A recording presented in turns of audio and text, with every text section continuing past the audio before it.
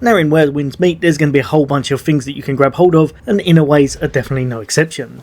Two that you can get hold of really nice and easy though, and that you should be focusing on anyway because it's something you need to do, is going to be the Adaptive Steel and the Shadow Assault Winner arts. Now in the background here, you're going to see me run around collecting certain oddities, and it's going to be one of the things it tells you how to do very early on in the game, and the reason for that is because it's really important for your builds.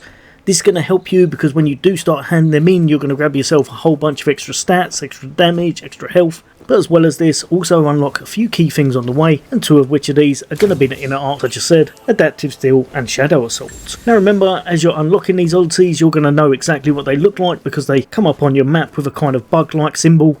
Head towards them, make sure you capture them, and then whenever you've got a whole bunch of them, you're going to want to turn them in at the appropriate NPC. Just in case you forgot who that is, that's going to be this guy just here, this vendor. So once you have managed to get hold of quite a few, head over to him, turn them in, and start upgrading your character nice and easy.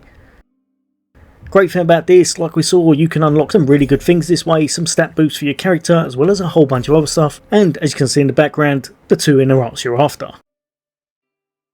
This is really worth doing because you really upgrade your character with some vital components of this character, and just going over exactly what they do. Adaptive Steel is a really cool one that's tailored to whatever weapon you're using and gives it a little buff to either its damage, critical damage or bleed damage. At tier 1, this is going to increase your dual wield weapon skill damage by 10% when you're changing over to it, and it's going to last for 12 seconds. At tier 2, it's going to increase your max bell strike attack depending on how high your solo level is. At tier 3, hitting the target with your dual wield skill is going to mean you get 20% extra movement speed, and they take 20% negative movement speed for 4 seconds. For tier 4, now when you cast a dual weapon skill, it's going to give you 10 endurance. For 5, it's going to increase your bell strike damage by a further 3%.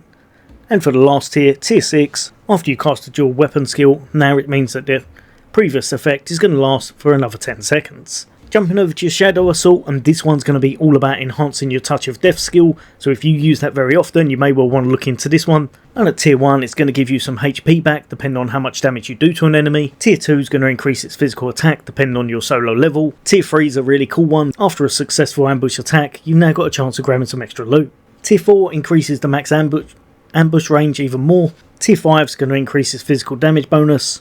And finally, tier 6, upon a successful hit, you're immediately going to enter stealth. However, it does have a 20-second cooldown on this one.